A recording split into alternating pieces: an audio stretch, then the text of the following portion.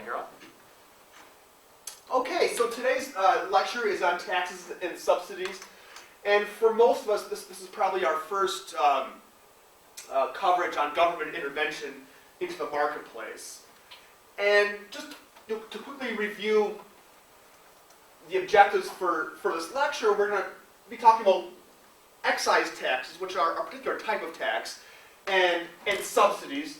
And I want to discuss how these taxes and subsidies impact both the supply and demand curves.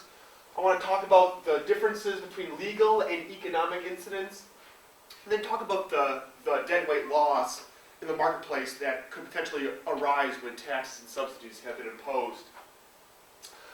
Governments oftentimes levy excise taxes on market transactions. And for lack of a better way to describe this, think of an excise tax as a payment that the government extracts from a buyer or seller when a transaction is actually taking place. So the tax is levied on a transaction.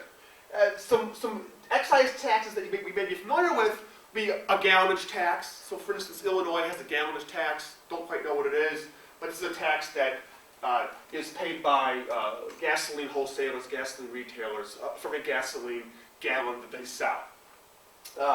Something that's maybe a bit more close to home for some of us would be cigarette taxes. These are taxes that are levied per pack of cigarette sold or purchased. And these are actually levied on the actual wholesaler. Okay.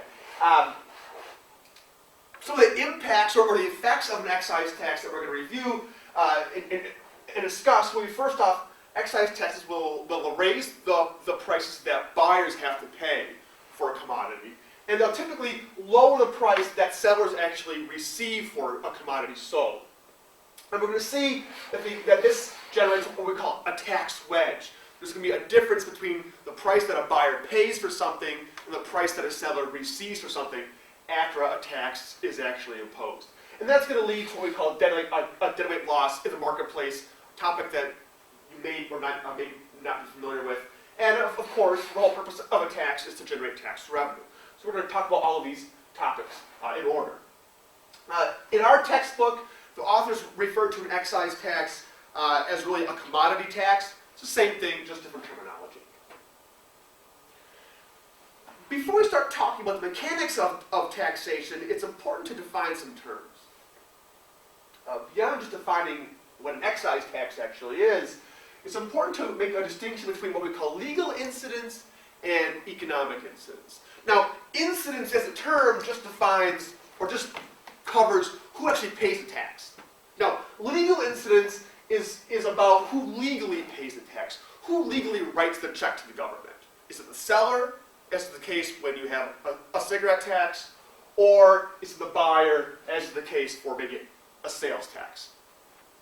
Economic incidents addresses who actually pays the tax, or who effectively pays the tax, maybe in the form of higher prices paid or lower prices received. This will become clearer as we go forward, but we need to define these terms now.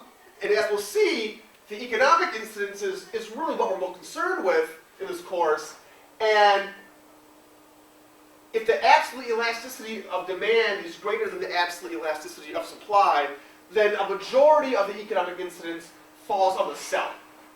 Conversely, if the elasticity of supply in absolute value terms, it's always positive usually anyways, is greater than the absolute value of the elasticity of demand, then most of the economic incidence falls on the buyer. And if the elasticities are relatively equal, then the economic incidence is split about 50-50.